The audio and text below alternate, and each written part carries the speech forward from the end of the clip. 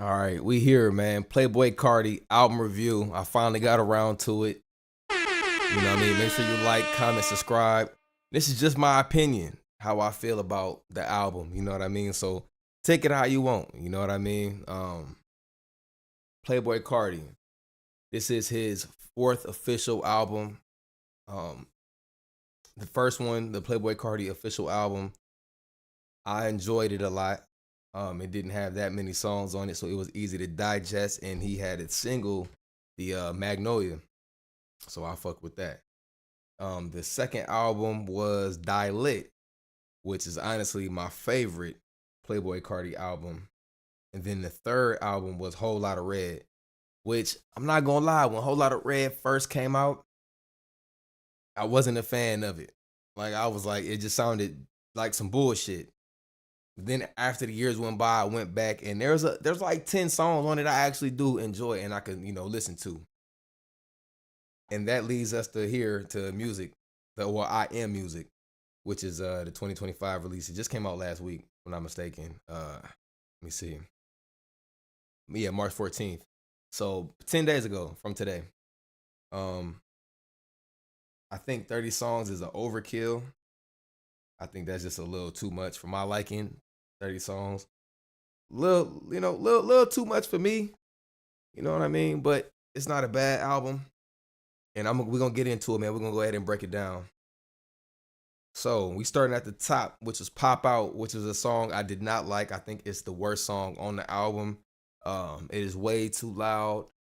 It was like 6 in the morning when this album dropped. I had no reason playing it. It was just loud. It's rambunctious. It kind of gives me like the Yeezy type feel. Like that intro was real loud in your face. Wasn't a fan of it. He could have took that one out. Crush with him and Travis Scott, and I actually do fuck with it. I like the vocals on that, and the beat is crazy. If you into production and you can like overlook the lyrics and type of shit he's saying, you could definitely vibe to it. Cause I was in the car, and I got 212s in my car, so I can, it was just hitting. It just sounded a little different for me on my end how I was listening to it. Um, K-pop is a banger. I fuck with that one. Evil Jordan is probably my favorite song on the album. No, my second favorite song on the album. Evil Jordan is a banger, which that was the single because he shot a video for it like last year or prior. That song has been out, but I wasn't really a big fan of it when they first put it out. But as it played into the album, I actually do enjoy it. Evil Jordan is fire.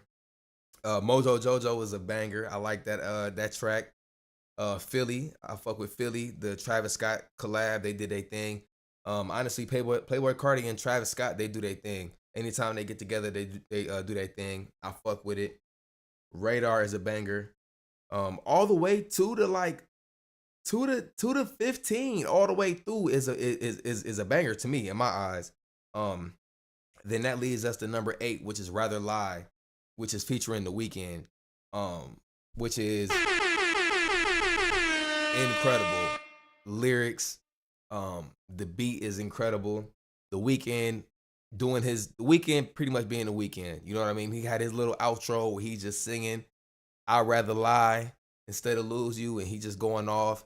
Um, and honestly, I wouldn't mind hearing a collab tape, a 7-song EP. That's all I need is 7 songs from The Weeknd and Playboi Carti. It would be the hottest thing to drop. I would fuck with it.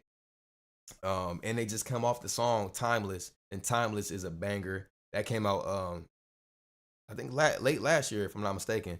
Which is a banger. I fuck with it. Fine Shit, I love that one. I fuck with the Fine Shit.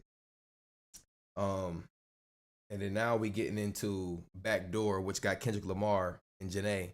Um which is another one of my favorites, probably my second favorite song on this album. Um So Rather Lie, Backdoor, Evil Jordan, that's my top 3. And then Crush and all that shit come after that. Which is a banger. Kendrick Lamar, he did his thing. He performed real good on this one. Um, it's dope. You know what I mean? It's a cool little song. You know what I mean? It sounds good in the car. Toxic, featuring Skepta, which was a great feature. I think that was a good selection. That was a good choice for him to put Skepta on there. And if y'all don't know Skepta's from the UK. He's real big over there too. So Yeah, real big artist over there, which was a good mix for him. He flowed real good on that track. I fuck with it. Munyon is a cool little banger. Crank is good. I like Crank. Crank is a good track, which is actually a sample from Space Ghost Perp. You know, he was real big in like 2012, 2013, even 2011. He produced a lot of tracks for Wiz Khalifa and all of them, but he ended up sampling that, so that was hard. You know, if you know, you know. Uh, Charge Them Hoes a Fee featuring Future and Travis Scott, which is the typical Charge Them Hoes a Fee. Future is saying that repeatedly. You know, that's pretty much the hook. You know, they just on there having fun. It's a banger. Sound good in the whip. And then of course the infamous Good Credit featuring Kendrick Lamar, which I think he performed better on Backdoor. But Good Credit is a cool Kendrick feature. You know what I mean? It's like Kendrick kind of like dumbed down his flow to match Carti's flow. You know, let's put it that way. Hold on, y'all. I forgot to put the little album right here for y'all. Oh shit. But yeah, man. Yeah, Good Credit is cool. Then it goes into track 16. I See You, Baby Boy. Was not a fan of it. Um, I pass on that one. Wake Up Filthy featuring Travis Scott. That one is a banger. I fuck with that one. That one is hard.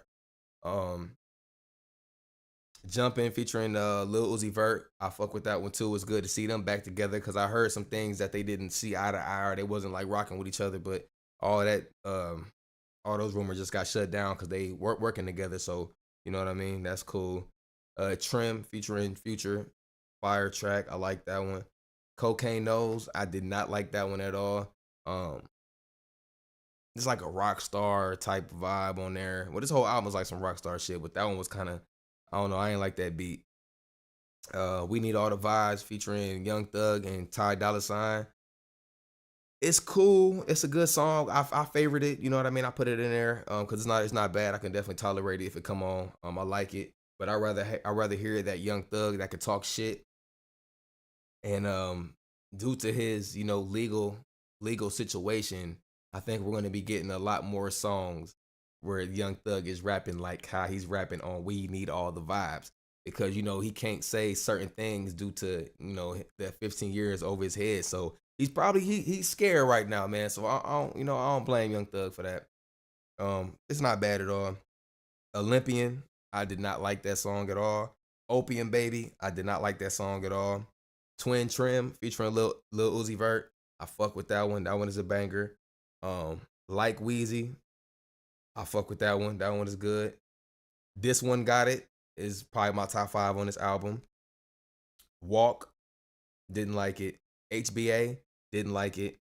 Uh, Track 29 is Overly. I fuck with that one. That one is like a number six for me. That I do play repeatedly. And then track 30 is South Atlanta Baby. Which I wasn't really a big fan of that one. So out of 30 songs, I like 22, which isn't bad at all. But I do feel like 30 songs is an overkill. Listening to an album that long, one artist is very, very hard for me. Like I be trying to switch it up and play different things, but I let this one play all the way through. I like 22 songs. I can thoroughly say I like 22 songs out of 30, which is not bad at all. I'm giving it a 7.3 out of 10.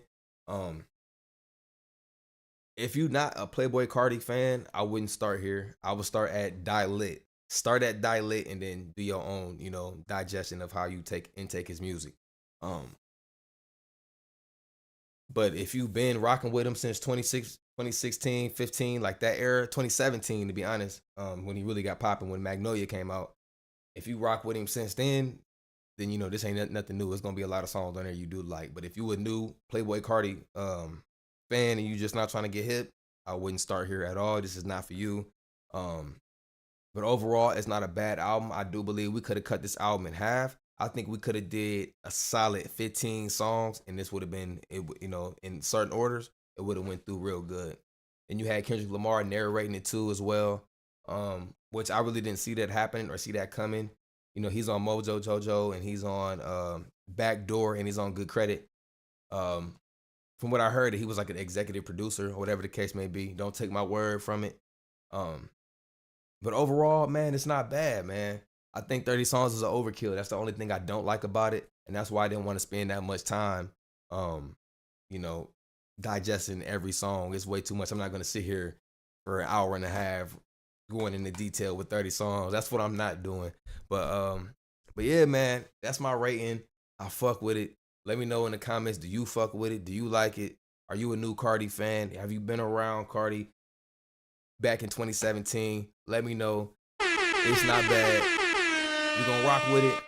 You know what I'm saying? Just tune in, man. Tap in, listen to some new shit. But I'm gone, man. Like, comment, subscribe when it rain, it storm. Y'all know what else to do, man. I'm on every platform. Go hit that comment, go like, and tap in with me, man. Next week, we gone.